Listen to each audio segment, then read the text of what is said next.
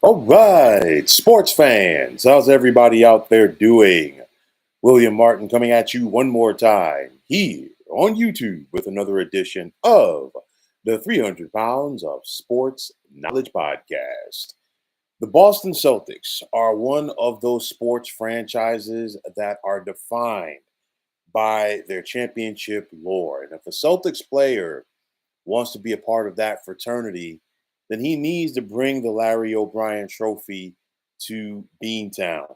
Now, it's been a long journey for the current Celtics to get back to this point, as a quick rebuild put them into playoff contention following that infamous now lopsided trade with the Brooklyn Nets.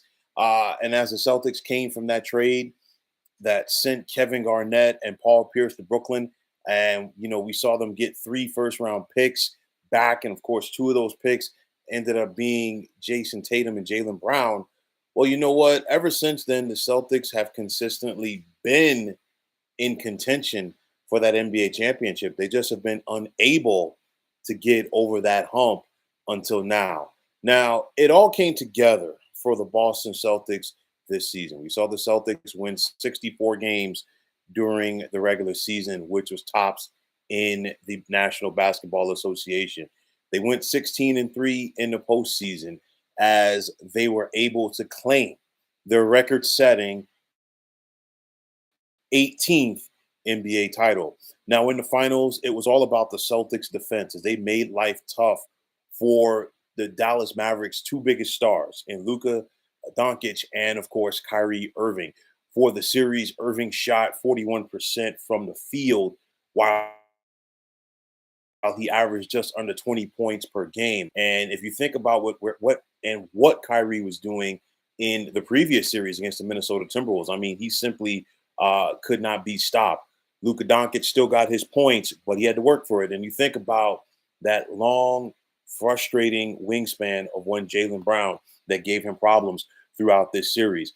Getting Kristaps Porzingis back was big for the Celtics as it added to their depth, and we saw his impact in the first 2 games of this series. And to me, the turning point of this series came in Game 3, where Boston did not have the services of Porzingis, and they still went on the road and they secured that win over the Dallas Mavericks to go up 3-0. That changed it because now you had a situation where Porzingis was in uniform for Game 4, but if you're Joe Mazzulla, you didn't have to rush him back out there because your team had just proven that they could win without him in this key moment on the road. Okay, and then from there, you had a scenario where he basically became your ace in the hole. Then you have the additional day off for prior to Game 5, so Porzingis was good to go. You didn't need him to go out there and be an all-star. You just needed his presence, and of course, the rest is history. You look at the depth of the Celtics, and it was on display throughout this postseason, especially here in the NBA Finals against the Dallas Mavericks. And at the end of the day, it's no disrespect to the Mavericks. They had a tremendous year. It's just the fact that the Celtics simply were the better team. Everything just came together this year for the Celtics like the perfect storm. It started to me when we saw the Milwaukee Bucks trade point guard Drew Holiday to the Portland Trailblazers last year in that trade for Damian Lillard. And then right after that, Portland turned around and traded him to Boston.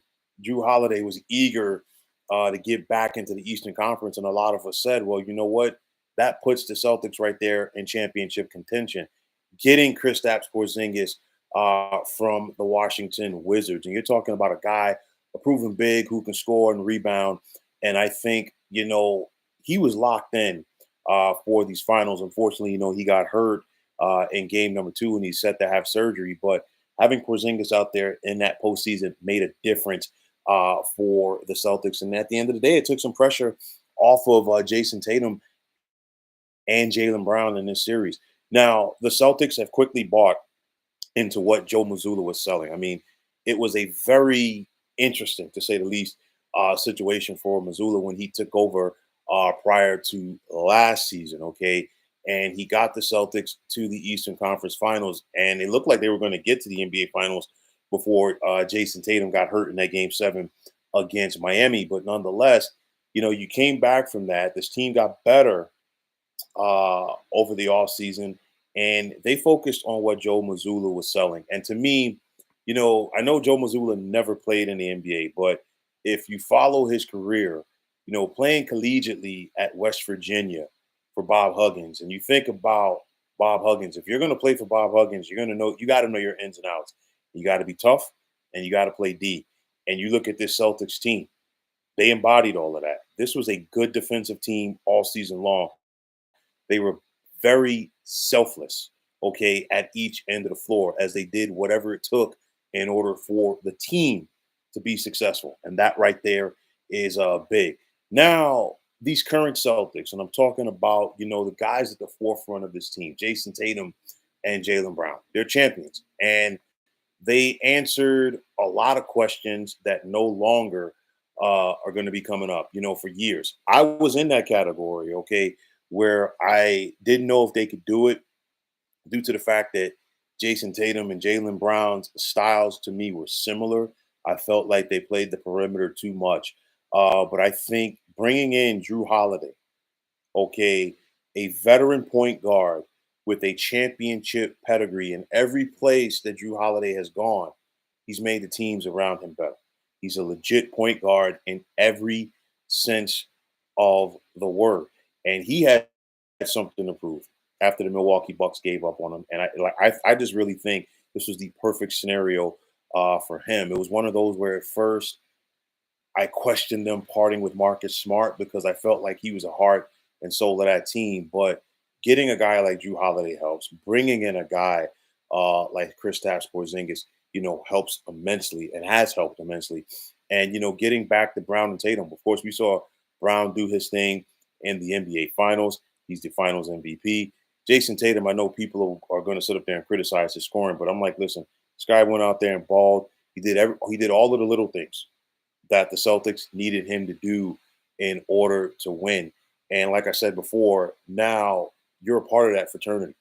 When you talk about guys at the forefront of these championship teams for the Boston Celtics, and when you think about the Celtics, they're one of those organizations that you're judged by winning a championship or not being able to win a championship. You think about what that championship in 2008 did for Paul Pierce and did for Kevin Garnett. I know Grant KG spent the bulk of his career with the Minnesota Timberwolves, but nonetheless, you think about it because now you're in the conversation with guys like Larry Bird, John Havlicek, Bill Russell, so many other Celtic greats, okay, that have brought championships to Beantown, and now you're a part of that fraternity.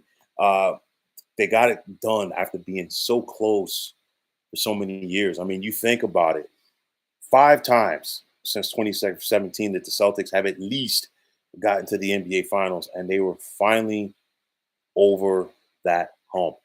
Credit to Brad Stevens. I know, for years he was the Celtics head coach before moving upstairs to the front office, and he executed some key trades for the Boston Celtics on this championship journey.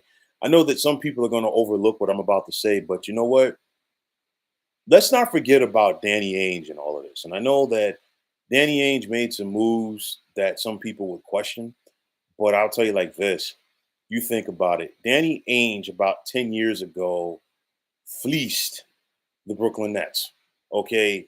And it was one of those where I really didn't think that the NBA would approve it, as far as what the Celtics were getting back draft compensation wise and players for an aging Kevin Garnett, Paul Pierce, and Jason Terry. But you got 3 first-round picks out of that. And of course, it went south very quickly for the Brooklyn Nets. And those picks, for the sake of the Celtics, turned out to be, Jason Tatum, Jalen Brown. And I know that they traded one of those picks to the Cleveland Cavaliers, to get Kyrie Irving. Of course, that didn't work out for them. But nonetheless, with that one trade, you were able to put together, the pieces that led to your championship. So it's one of those right there. I know Danny Ainge is out in Utah doing his thing with the Jazz, but nonetheless, you can't overlook, the impact of that trade by Danny Ainge. I've talked about Drew Holiday and his impact on his team. And then, of course, Al Horford. He's been at it for so long. He's that last Gator from their championship teams in the mid 2000s in college basketball that's still playing in the NBA. His college teammate Corey Brewer was a part of the Dallas Mavericks championship team in 2011. And now Al Horford, after being there for so many years in the NBA, he's been an all-star. He's done everything that you can in this league. And now he is officially an NBA champion, excuse me. But on the flip side of this, it was a great run by the Dallas Mavericks. Of course, one team has to win and one team has to lose. But like I said before about Dallas, they simply just ran into a better team in these finals. I didn't think that Dallas would get this far with Luca and Kyrie when that trade went down last year. Okay, to bring in Kyrie from the Nets, but they've proven me wrong, and I think it's a lot of different factors. I think first and foremost, everybody has bought into what Jason Kidd has been selling since he's the head coach of the Dallas Mavericks. And we've seen it throughout this postseason run for Dallas. They locked in, especially at the defensive end of the floor. And credit to this Mavericks front office for putting the players around Kyrie and Luca, who are two scorers, two guys who need the balls in their hand. But it's one of those where you put guys around them that complement what they do. And I think that is a big reason why Dallas got on this run. Dallas, of course, clearly they're not going to be satisfied with just getting to the finals. They want to get back and win that NBA championship. I think it's one of those, in my opinion, you've put players around Kyrie and Luca that can play off of them, a la PJ Washington. I think the next big step for Dallas, they might need maybe another guy who can come in and get them 16 or 17 points consistently a game, and that's going to be tough uh, based off of how Luca and Kyrie play. Okay, but it's going to be very interesting to see how this works out for the Dallas Mavericks. On the flip side, for the Boston Celtics, clearly people are going to say, well, can they run it back? The Celtics are basically bringing back the same team that they just won an NBA championship with. I'm not going to sit up here and say that the Celtics are going to run it back. There are a lot of factors. We got to see about free agency. We got to see about the NBA draft. We also have to see about this additional a salary cap apron because that's going to change a lot of things. And then on top of that, for the Celtics, and I'm not trying to discredit anything that they just did. They didn't catch a lot of teams as far as like healthy teams. Miami wasn't healthy. Cleveland, even though I think they were going to beat Cleveland regardless. Okay, the Pacers, I think they would have beaten the Pacers regardless. Even with Halliburton not getting hurt. But of course, things changed. Giannis for the Milwaukee Bucks, an injured Embiid for the Sixers, and of course, an injured and beaten up New York Knicks team. But at the end of the day, the Celtics, without that, they were still the best team in the Eastern Conference this year. And I want to see how those other teams are going to come back. What's year two going to look like for Giannis and Dame together? What are the Sixers going to do? What are the Miami Heat going to be able to do? And what about the New York Knicks? But nonetheless, this is the Boston Celtics time. You think about it, more NBA championships now than any other team, and they had the record for a long time. I know that the Los Angeles Lakers caught up to them through the 80s and the 2000s, and they tied them back in 2020. Now the Celtics peek ahead once again, and you think about it, between the four major sports: National Football League, the NBA, the National Hockey League, and of course the National Basketball Association. Only the Montreal Canadiens and the New York Yankees have won more league championships than these Boston Celtics. It's one of those where Celtic fans take pride in their team. They take pride in watching their team win. And to the victor goes the spoils, as the Boston Celtics are in possession of the coveted Larry O'Brien trophy for an 18th time. So, folks, that is going to wrap it up. And as always, I want to take this time out to thank all of you for tuning into the 300 Pounds of Sports Knowledge podcast here on YouTube.